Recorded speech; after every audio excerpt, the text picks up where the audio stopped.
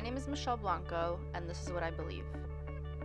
Starting from the beginning, I was raised in a big Cuban Catholic family, being essentially forced by my parents into a religion as a child, brought upon the typical Catholic child actions. I cried at my baptism, fell asleep during my first communion, and looked up at the ceiling from boredom at my confirmation. I went to public school for the majority of my life, but was still dragged to Mass almost every Sunday. Then, for high school, my parents decided to put me in a Catholic school, not necessarily for the religious aspect of it, but more so for the better education. This is when the real torture began, of sitting in an old gymnasium with no air conditioning in our uniform blazers and attending Mass once a month as a school. I've always had a good relationship with God, but nothing tests your faith more than being forced to go to high school Mass. I paid no attention, spent most of the time either looking around or thinking what I was going to have for lunch that day, and this is what I felt for the most part when I went to any Mass. Most of the time I just went along with the routine of things and forgot the meaning and value behind any of the traditions. It wasn't until the spring semester of my junior year at Manhattan College that my perspective really changed.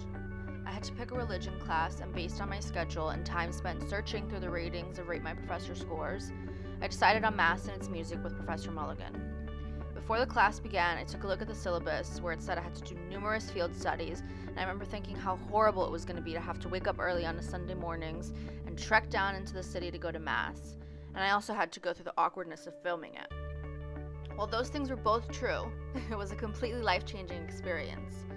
In the beginning, I took these field studies as a way to have a fun Sunday. I thought I'd bring my boyfriend with me to church, and then when that was over with, we'd get brunch and spend the day in the city. And while that did happen, I never thought that the Masses would impact me the way that they did. I was able to see how different churches and different communities had completely different takes on Catholic Mass. I felt differently at each church, some feelings I had never felt before. At Marble Collegiate, I felt a strong sense of community and belonging. And at St. Ignatius Loyola, I felt extremely calm and a sense of sacred peacefulness. After learning so much about the history and the fundamentals of Catholic music, my beliefs changed even more. Never in my life have I thought about liturgical music in a purposeful way. I never realized the consideration and planning that goes into every Mass program. I just listened to the songs, maybe sang along, and went on.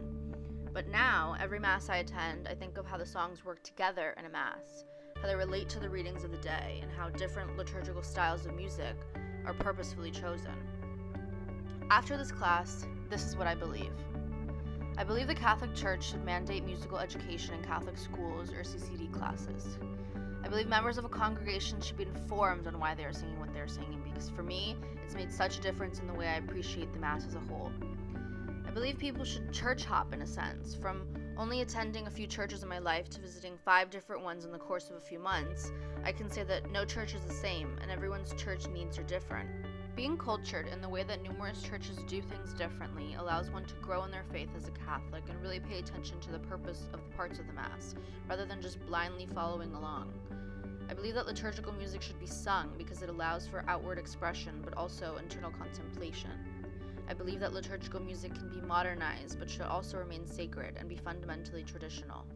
I believe that liturgical music should not seem boring or out of touch, but listeners should feel moved and motivated. This is what I have felt after this course, and this is what I believe.